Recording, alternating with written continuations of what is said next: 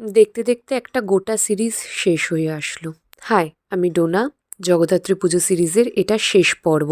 নবমী পুজোর পরের দিন দশমী পুজো হয়েছিল এবং ভোগ বিতরণের দায়িত্বটাও ছিল বলে ঠিকমতো ভিডিও করা হয়নি। যাই হোক, তারপরেই চলে এলো বিসর্জনের পালা। আস্তে আস্তে আমাদের মা জেঠিরা ঠাকুরকে বরণ করে নিতে থাকে। কত যে তাড়াতাড়ি দিন কেটে যায়।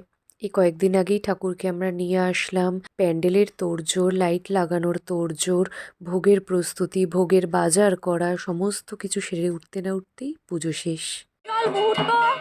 সিংহের সন্দেশ খাওয়ার বা হেলদি খাওয়াচ্ছে। পুরো পুজোতে আমরা প্রত্যেকে ভীষণই ব্যস্ত থাকি, নানান কাজের চাপ থাকে।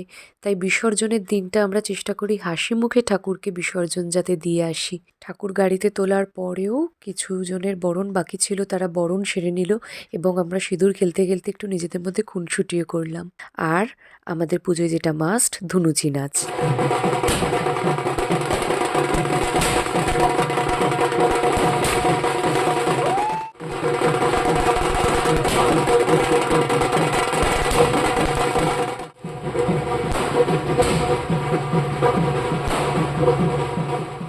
আমরা মেম্বাররা এবং পাড়ার প্রত্যেকে নিজেদের ইচ্ছে মতো ধুনুচি নিয়ে নাচি, বাজি ফাটাই, ঠাকুরকে ফুলের সাজ সাজাই। খুব আনন্দ করতে করতে আমরা বিসর্জনে যাই।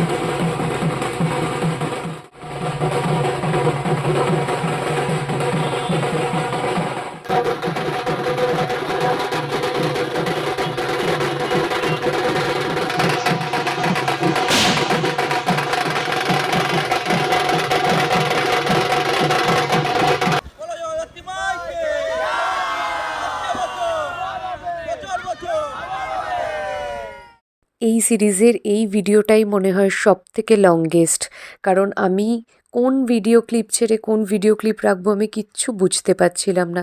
তাই যত রকম ভিডিওস আছে আমি সব দিলাম এখানে। এত আনন্দ, এত মজা করতে করতে যখন বাবুঘাটে পৌঁছাই এবং ঠাকুরকে গাড়ি থেকে নামানো হয়, তখন প্রত্যেকেরই মন খারাপ হয়ে যায়। পাড়ায় গিয়ে তো সেই অন্ধকার প্যান্ডেলখানাই পড়ে থাকে না।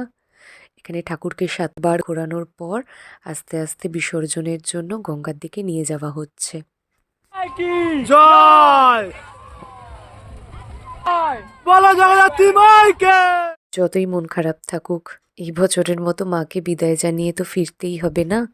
ফিরে বেলুন কিনে, বাঁশি কিনে, মজা করতে করতে আমরা বাড়ির উদ্দেশ্যে রওনা দিই। আশা করি এই সিরিজটা আপনাদের ভালো লেগেছে। খুব ভালো থাকবেন।